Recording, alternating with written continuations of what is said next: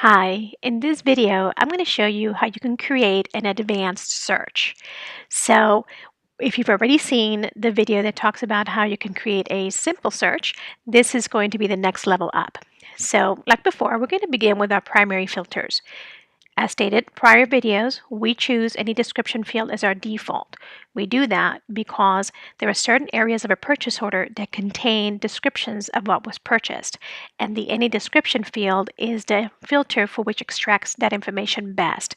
So that's where we begin. However, you can expand your search by selecting any other area in the purchase order that is of interest to you. Select that drop key so that you can expand this menu. You're going to be able to peruse it, so you're going to see that there's so much information.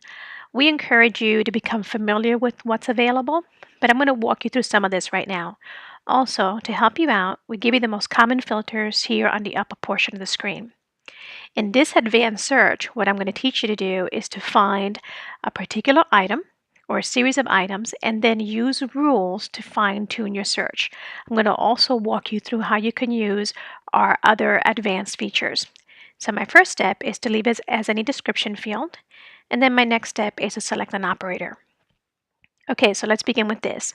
So this operator allows you to search for all of the words that are written in your search bar because it works like the operator and. So if I want to find every item in my search bar, I'm going to use all. If I want to find any item in the search bar, which means or, so I want to find a series of things if they appear separately or together, any is the best operator to use to extract that information. And then the last operator is none. None allows you to remove information from your search, therefore removing irrelevant purchase orders. I'm going to show you how you're going to be able to use all three doing this advanced search. So my first step, I'm going to leave it as any because I want to find a series of items. So I'm going to begin by looking for HP printer. So when you're going to be looking for terms in which there are multiple words, you're going to enter them as one entry, hit the enter key, and it's going to create a multi-word tag like you see there, HP printer. So when it initially extracts that information, it's going to find every line item where HP and printer appears exactly as written side by side. And so far we have 36,000 line items where HP printer is written exactly that way. But I know that it's possible that the agency might have changed how HP printer is written. They may have, for example, added a descriptor word in between it. So what I'm going to do now is I'm going to use my advanced search techniques to go ahead and expand my search. I'm going to go to the right side of the screen and I'm going to click on the wrench. So when you click on that, it's going to give you our next series of features. And I'm going to teach you how you can use a proximity search. What I'm going to do here, where it reads allow so many words to exist between your query words, this is especially useful when you're trying to find words that could be transposed or where there are descriptor words in between it. So I'm going to show you how that's going to work out. So each time that I select a number, you're going to see that that number is going to appear in between the words in my search bar. You see that now HP and printer has a number 1 in between it. What that means is that I'm allowing one word to exist between the words HP and printer. And just with that one change of adding one word, you see how our items, right, really increased. Therefore, the more numbers I select, that means the more words I am allowing to exist between my words HP and printer. And so therefore, the larger the results. So you can play around with this. You're going to be able to find the right balance for you. For us, we initially encourage you to stay with a lower number. We stay anywhere between 3 to 4. However, depends on your search. If you're looking for something and you find that that number is increasing and you're still getting relevant information, then it's fine.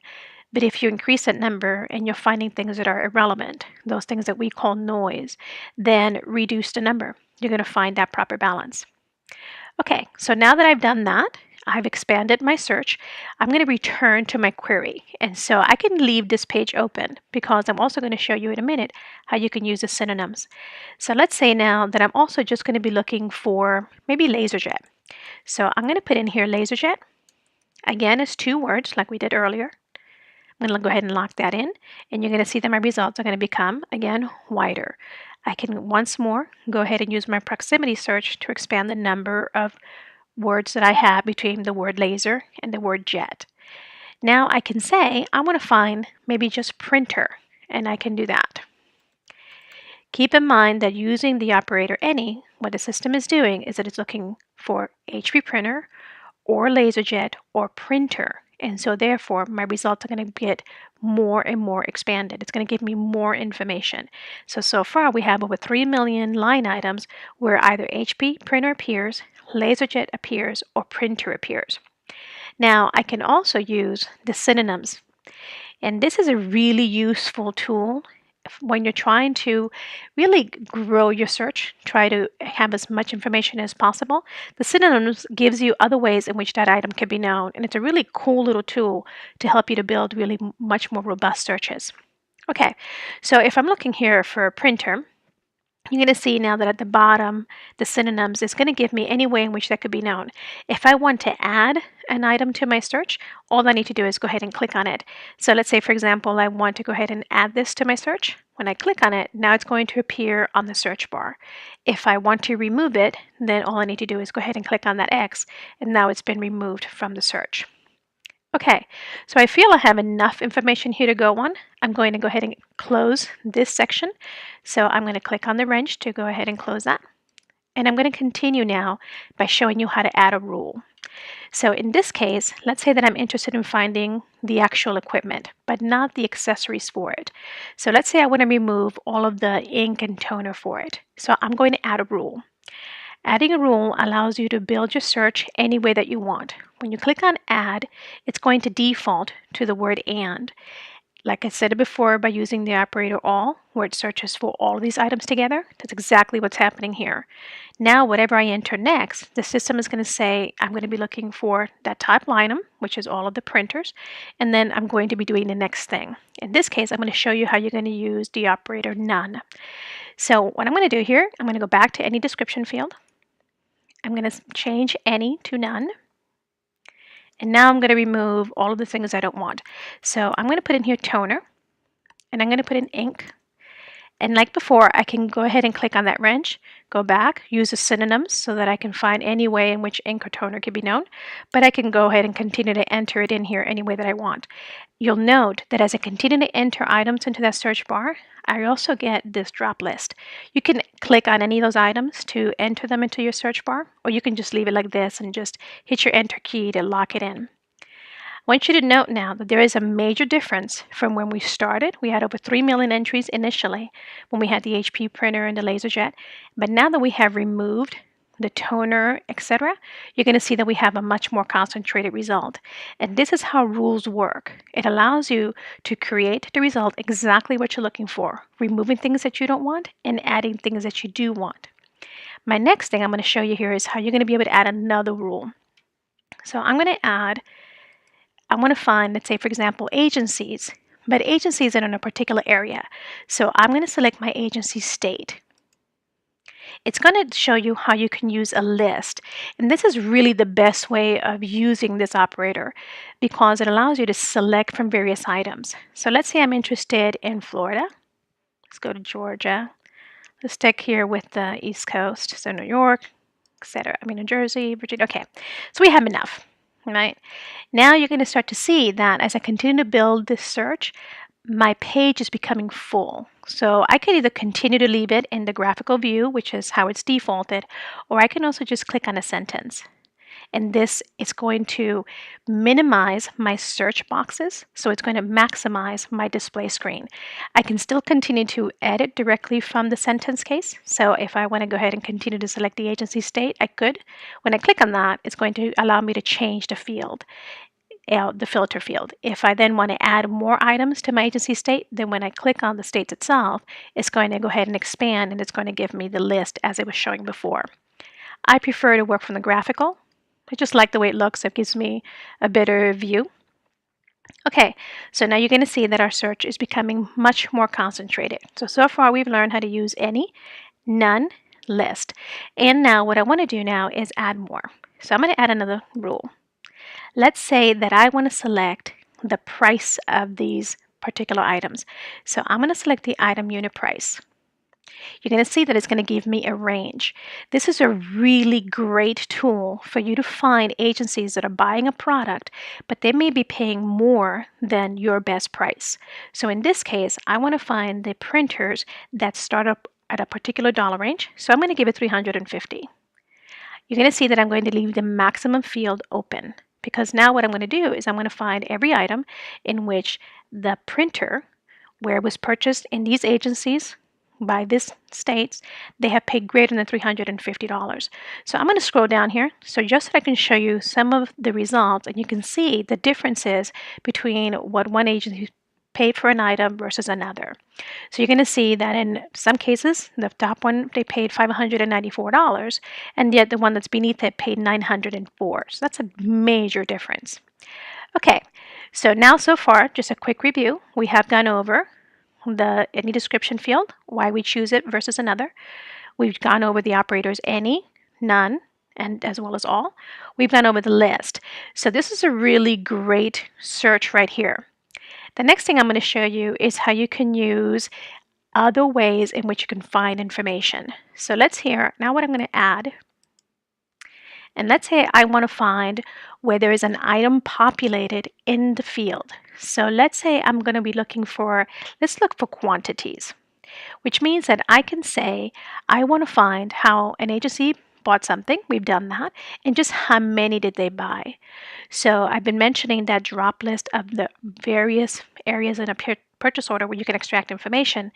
You can go through that list, or you can type what you're looking for, and it's going to take you to that item really quickly. And that's what I've done here. So I've selected the item quantity. And now it's going to say, hey, what range do you want it? But I have a couple of options. Exist is a really cool tool. What it allows you to do is say, hey, I want to find information in this field if it exists, or if it doesn't. Maybe I want it, maybe I don't. I can also say other. Now, other gives me if I want to say, hey, does it start with something, ends with something, etc. For this example, I'm going to stick with the range, because I want to find where they purchase more than, let's say, one. Maybe I want to see when they purchase two or greater. The more filters I use, you're going to see that the more concentrated my search becomes. This is really giving me the power to be able to look for things. The last item I'm going to enter here is, let's say that I'm interested in looking for purchase orders where either the initiator or the buyer are displayed. So I'm going to type in, like I showed you earlier, I'm going to type in part of what I'm looking for. In this case, I'm going to look when there's an initiator, let's say the email. So there are different options here. You can select where the initiator appears, yes or no, or their phone number appears. I find that when you select the email, the other fields are usually populated as well. And now I'm going to use exist. Exist means, is that field populated, yes or no? It defaults to yes. So this is what I've created. Now you're going to see that I have a really concentrated result, right? We go to none, where we're saying, hey, all of these filters are just too narrow. So in order for me to kind of change that, I'm going to uncheck some of the states. I can close an entire rule if I want by just go ahead and clicking the X, which is what I'm going to do here. And now I'm going to be, you're going to see that my results are going to start to come back, but it's still very concentrated. So let's go to a purchase order. I'm going to show you how you can access that, and then how you can also read it. So to access a PO, you're going to be able to scroll down, and you're going to click on the purchase order number. It's going to take you directly into that purchase order. I'm going to scroll down. I'm going to show you the areas in the purchase order that contain the information that we have searched. So we have entered the search for the printer, we have entered the search for the location of the agencies, etc., and when there is an initiator listed in the purchase order. And now we have it, right? So now we have the buyer and the initiator that is listed on here, including their email and all of the information that I wanted, and including as a ship to address. I'm going to scroll up to the portion of my screen. For me to return to my query, I can go ahead and hit clear the query, and it's going to take me back. So this is the fundamentals of how you're going to be able to create an advanced search. I encourage you to give it a go. Become really strategic about your searches. Decide what you want to do, and just know that we're always going to be here to help you. So you can get in contact with us at 888-998-6348, or you can email us at support@smartprocure.us.